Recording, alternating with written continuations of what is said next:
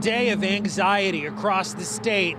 Anxiety for districts who weren't sure they'd have enough staff to open their schools, and in many cases that ended up being the case. Anxiety for parents who weren't sure there'd be enough bus drivers to get their kids to school, and anxiety for teachers and students who had to return fully in person following a holiday break where we saw a concerning COVID surge. As far as right now, all of our schools are going to be open. Except on this day, some districts struggled. Hamden, Stonington, Region 14, just some of the districts crippled by staffing shortages. I will tell you, we had over 100 kids become COVID positive during the holiday break.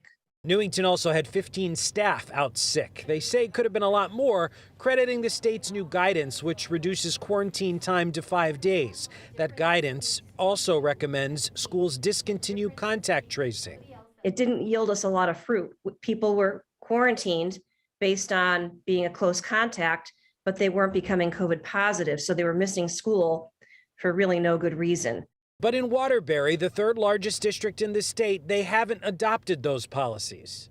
We're going to follow the same protocol we were following prior to that new guidance coming out until we get clarification on how to implement the new guidance. Superintendent Ruffin telling Fox 61 that 340 staff were out sick Monday district-wide, but also dozens of bus drivers. Being 45 drivers short is definitely an issue. Most schools did reopen Monday, but still without N95 masks and rapid test kits. And amid a concerning COVID surge, the last week of data available showing 1,021 students and 293 staff testing positive, a concern that prompted this letter from the union educational leaders calling for more stringent safety protocols, including more aggressive testing, requiring N95 masks to be worn by all, and prohibiting combining classes.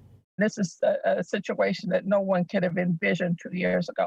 And still, it's hard to even envision that it's really happening today. And it was here in Newington back in November when Governor Lamont announced a screen and stay policy to keep kids in the classroom. Newington told me they've now discontinued that policy because this most recent guidance from the state makes it obsolete. We're live outside Newington High School. Matt Karen, Fox 61 News.